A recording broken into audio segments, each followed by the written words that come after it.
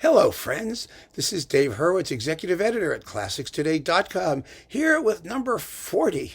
Believe it or not, 40, wow, in our list of miniature masterpieces, fantastic works lasting 2 minutes or less that are eminently worthy of your attention and deep consideration. And in this case, we're going to be talking about Chopin. I can't believe it's taken 40 of these suckers to get to Chopin. He was, one of the great masters of the miniature, possibly the greatest ever master of the keyboard miniature. There are a million pieces by Chopin I could have chosen, and I'll probably choose some more as time goes on. But what I want to do now is one that's so familiar, and everybody loves it, and no one talks about it. It's like so familiar, it almost passes unnoticed. It's the Minute Waltz. Believe it or not, yes, the Minute Waltz, Opus 64, number 1. And it's actually rather fascinating because Opus 64, number 2, there are 2 waltzes that comprise Opus 64, is the other most famous waltz that Chopin ever wrote, the waltz in C-sharp minor. You know, the one that goes da-da-da, da-dum-ba-da, da-dum-da-da. It's sort of gorgeous, right? And it came originally packaged with the Minute Waltz, which was not actually called the Minute Waltz. It's the Minute Waltz, as everyone will tell you. It means little, but you can't play it in a minute. It isn't physically possible unless you've got, fingers that are moving at faster than light speed. It actually takes around, anywhere between a minute and a half to 2 minutes and a bit to get through it normally. And thank God, because you want to hear more of it than just 60 seconds. It is delightful. I mean, why do I need to tell you? It wouldn't be so famous. Is it famous because of the title, or is it famous because of the music?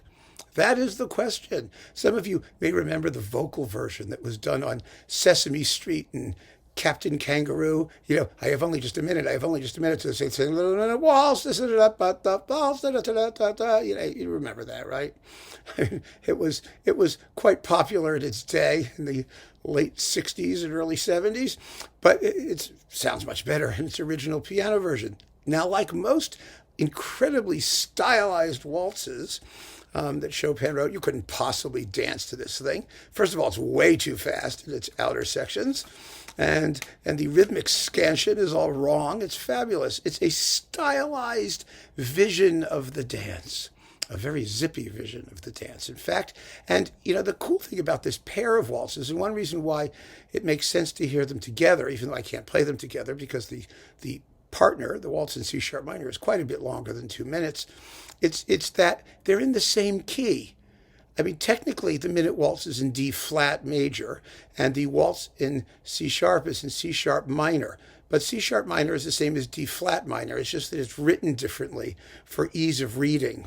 On the when you look at which notes are different between the major and minor keys of the same fundamental, which in this case is D flat or C sharp, which is the same note in our scale. Some of them involve some difficulties in notation that are solved by preferring one way of writing it over the other.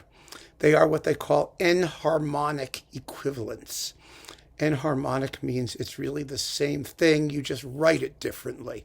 So here we have 2 waltzes linked by the fact that they're just major and minor versions of the same scale, and they sound wonderful if you play them together, as Opus 64, numbers 1 and 2. So next time you see Opus 64 number 1 and Opus 64 number 2 in Chopin waltzes, you'll know which ones you're dealing with.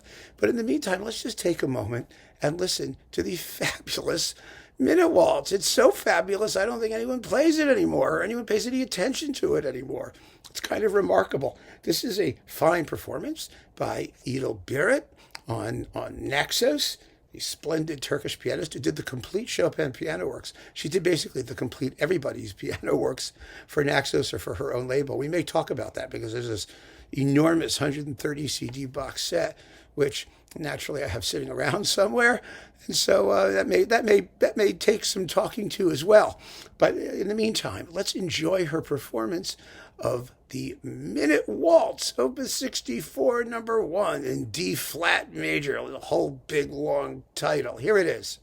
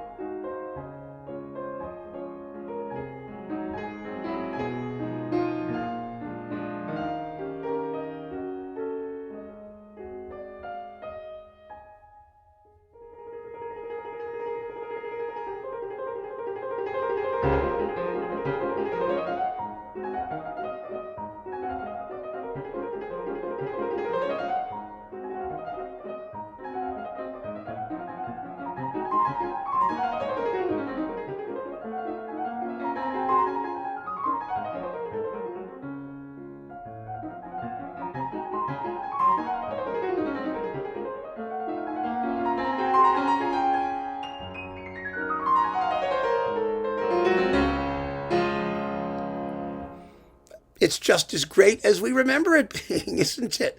Even if we haven't heard it for 100,000 years.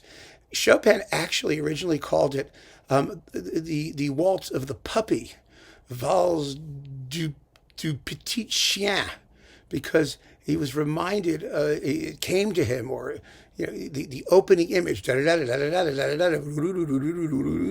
was, it came to him as he watched a little puppy chase its own tail around and around in a circle.